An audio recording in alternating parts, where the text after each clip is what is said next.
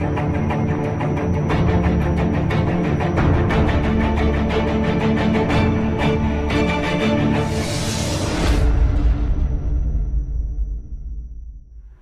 up guys, Vince the creator of Vinsanity 6-Pack Shred here to talk with you guys about carb cycling.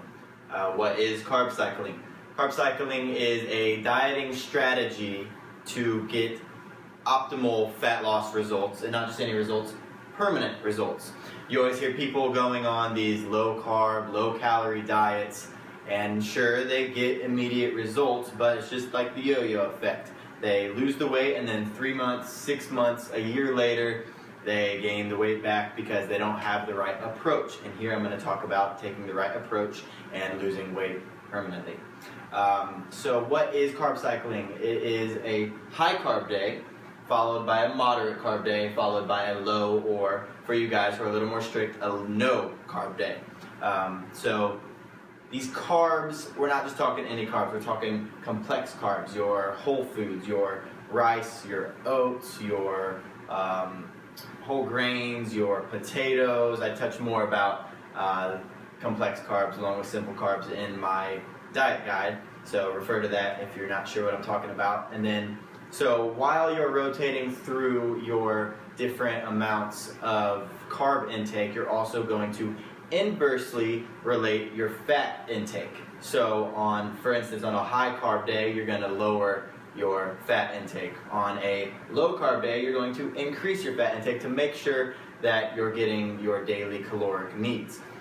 So while these both are changing, your protein will always stay constant. So on these low carb days, you might be thinking, well, I don't want a high fat day. Yes, you do. So carb cycling is introducing your body to using fat as its primary fuel source instead of carbs. So you're going to, your body is going to go into a catabolic fat burning state. But it's not, it's going to, it will never deprive your body of the needed carbs long enough to slow your metabolism down, which is where people mess up, and that's why they gain weight. Alright guys, now that we have touched on the overview of carb cycling, it's time to get down to the nitty-gritty of it.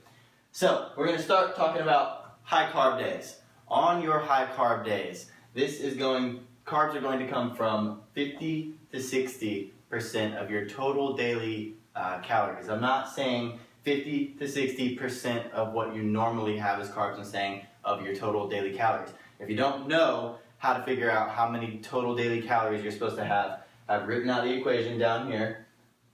So I have it for men and women. So basically this will tell you exactly what you need based off of your weight, your height, and your age. So this does it for everybody, exactly what you need. That way you can figure out that 50 to 60% of your carbs. So when it comes to a high carb day, you want to pick them in advance because your high carb day is going to be your highest intensity workout day. So for you weightlifters, for you meatheads, even for you ladies who like to get in a good lift, this would typically be your leg day. Leg day takes the most energy, therefore it's going to use the most carbs for energy. But also for you cardio goers, this will be for your intense HIIT workouts, your high intensity interval trainings. This will be for your, maybe the workout that you guys aren't really looking forward to, but you know you need to do. This would be for that day. So when your carbs are higher on this day, you're going to lower your fat percentage. Now I'm not saying you lower it to 5 or 10%. I'm not saying you go anything crazy. This is 20 to 25% of your total caloric intake. Again, not 20-25% of what you usually have total calories. And then, so when you have a high carb day, you want to make sure you're having carbs with every single meal. So this means when you wake up, carbs. 3 hours later when you eat, carbs. Before you work out, carbs. Post-workout, definitely carbs. But not just any carbs. Make sure you're having those complex carbs. These are your sweet potatoes, whole grains, all those good ones that I touched on in my diet guide that you should have read. And then so for your moderate carb days, you're basically going to take this 50 to 60% and cut that in half.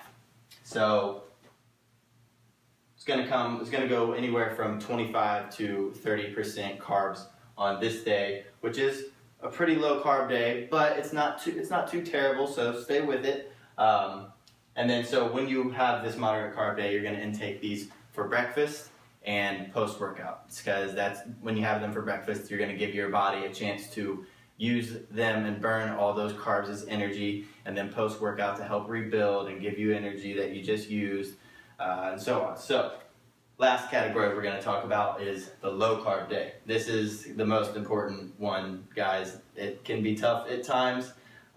You will feel a little lack of energy, but that's normal. Push through it. It's okay. I know it's tough sometimes. I'm personally a coffee drinker, so I like a little bit of the caffeine on these days. So if you're into that, get yourself coffee. Okay, so on a low carb day, you're going to go a 0.5 gram of carb per pound of body weight. So basically this means take your body weight, divide that by 2, and that's how many grams of carbs you can have that day. Simple. So for your carbs that day, you can have greens all day, guys. You can have greens with every meal if you want. Spinach, asparagus, anything, any vegetable you want. You're not going to gain any weight from that, but make sure you don't have any fruits. No fruits on low carb day, guys.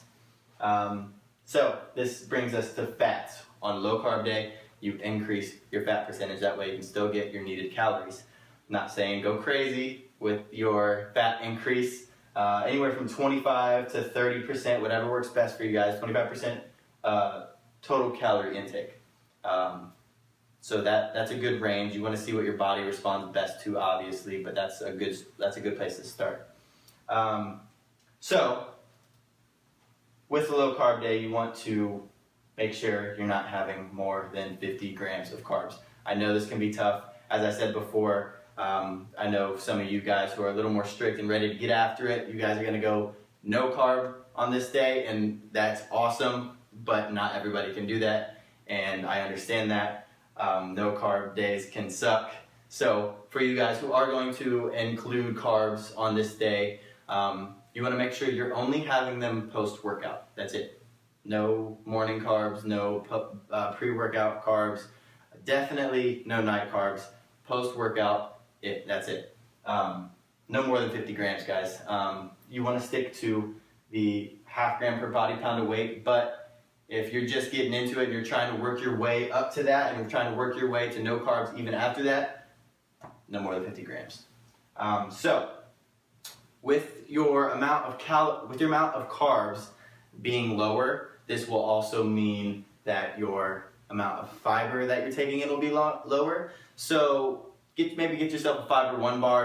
A fiber intake will help you not become constipated.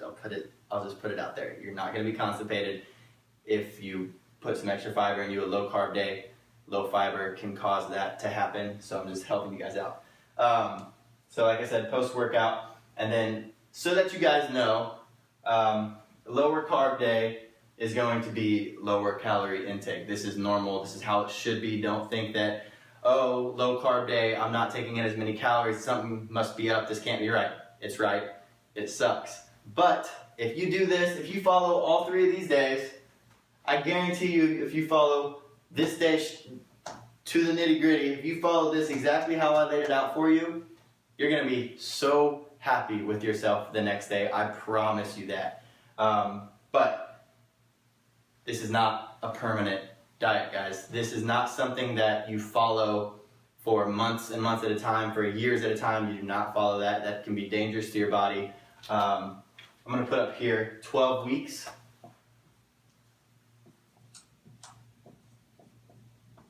Because I put 12 weeks because I feel that is what a safe time frame for your body will be. So you want to go 12 weeks on, 12 weeks off. If you want to keep doing it, if you try it once and it's tough, maybe take twice as long off just to work your mind back up to doing it again. Guys, and one more thing, I am not a doctor, so please check with your doctor to make sure you don't have pre-existing conditions that would make this harmful to your body. I'm just trying to give you guys diet advice and tell you what's worked for me. I'm not saying that this is for every single person out there, so please check so that you're not going to cause harm to yourself.